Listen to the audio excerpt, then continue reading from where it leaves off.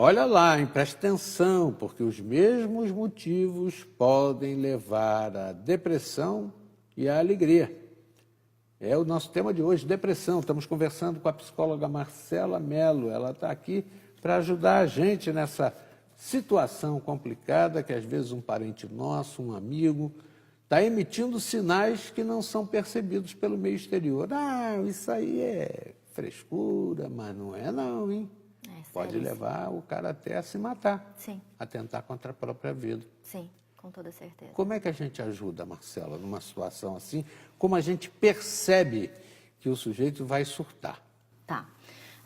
Acho que muitas mudanças comportamentais são as que mais vão dar os sinais pra gente. Então, a pessoa está tendo perda dos interesses básicos da vida dela. Então, se ela gostava, por exemplo, de ouvir uma música, tanto faz. Se ela gostava de sair para caminhar, tanto faz. Se ela gostava de ver um amigo, agora tanto faz. Ela tem uma perda de interesse total em qualquer atividade de vida. Não tem vontade mais de ir ao trabalho, está se sentindo sempre cansada, sem energia, sem vontade de fazer as coisas, uma tendência ao isolamento, evitar contato social o máximo possível. Então, essas questões são as que mais aparecem quando a gente está vendo que é um ponto mais grave do perfil da doença, né?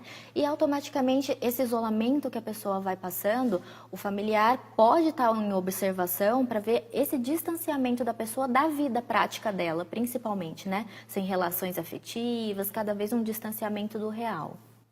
Existe o depressivo cíclico, aquele que entra no surto, daqui a pouco sai, depois volta, vai e vem, né? Um efeito sanfona da doença? Existe sim. São tipos de depressão diferentes, né? Inclusive a gente tem, por exemplo, a distimia, que é uma depressão mais leve, mas com humor mais irritadiço. Tem o bipolar, como você falou, que a gente vai de um episódio de mania para um episódio de depressão profunda. Tem a depressão maior, que é a mais grave, que tem um índice maior de levar a suicídio. Então, cada tipo de perfil de depressão tem a ver com esses multifatores que a gente falou no bloco anterior.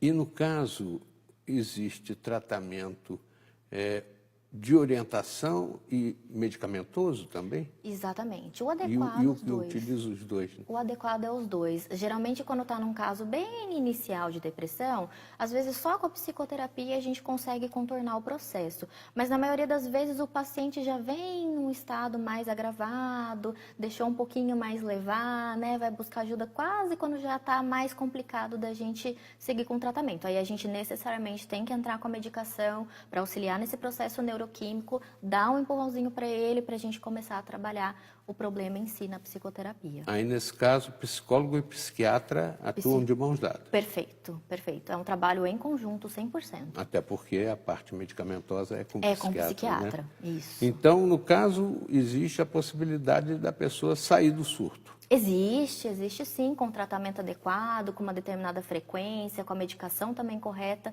a pessoa consegue sair sim. Tem grupo de autoajuda para isso? Tem, mas não é tão comum quanto outras situações, como a gente vê muito para os alcoólatras, os usuários de droga. Tem da depressão, mas não é tão comum quanto esses outros grupos. Tá? E no caso, é funcional, tem êxito também?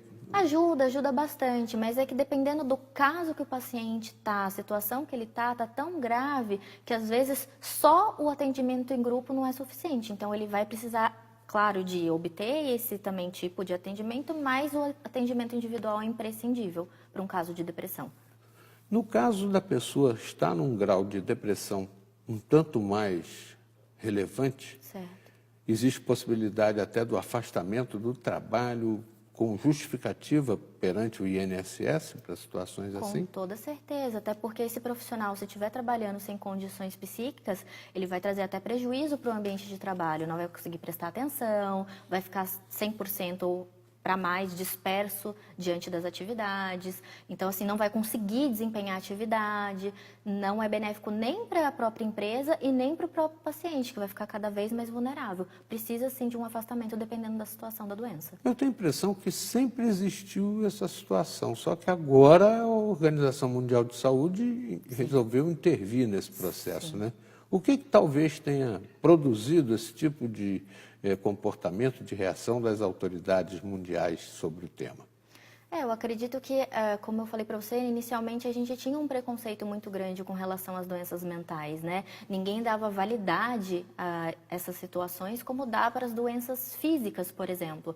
E a gente foi vendo esse índice aumentar cada vez mais, um prejuízo no ambiente de trabalho, na produtividade cada vez mais. Eu acredito que isso foi chamando a atenção das pessoas, taxa de suicídio aumentando cada vez mais. Então, acho que isso foi chamando a atenção da organização para a gente promover a saúde mental. Bom, então eu vou pedir para você recapitular, Claro. para quem está nos assistindo agora, tem o problema, às vezes não tem a sensibilidade plena, né, para encarar o assunto, acha que é bobagem, Perfeito. ou então realmente não está nem aí para a situação dos outros, né? Que tipo de sintomatologia deve fazer a pessoa ligar o alerta e ficar atenta ao paciente e tomar providências? Tá, então a gente tem a perda do apetite ou a compulsão alimentar, a gente tem falta de energia, cansaço, desânimo, sem vontade de fazer as coisas, a gente tem insônia ou hipersonia, vontade de dormir demais o dia todo, a gente tem um cansaço exagerado com relação a qualquer mínima atividade, por exemplo, como você mesmo disse, tomar um banho, escovar um dente, eu perco totalmente a vontade de fazer isso. E o isolamento social são os mais importantes. E pode ter um fator genético importante também. Com certeza, na maioria das observar que vezes. na família possa ter alguém que Pode. antes já desenvolveu esse processo. Pode. Né? E as mulheres, inclusive, são as mais predispostas. É mesmo, né? É mesmo. É. Até pela questão de alteração hormonal muito elevada, né? Que todas nós temos. Então, tem uma predisposição muito maior para as mulheres do que para os homens. Tem a ver com a questão da menstruação também? Tudo. Hormônios, neurotransmissores, vulnerabilidade social, uma série de coisas é mais favorável. Eu achei muito importante a vinda da Marcela Mello explicar para a gente essa situação, porque é uma coisa difícil de muita gente entender. Como é que pode o ser humano sair da euforia para a depressão profunda pelos mesmos motivos que o fazem feliz?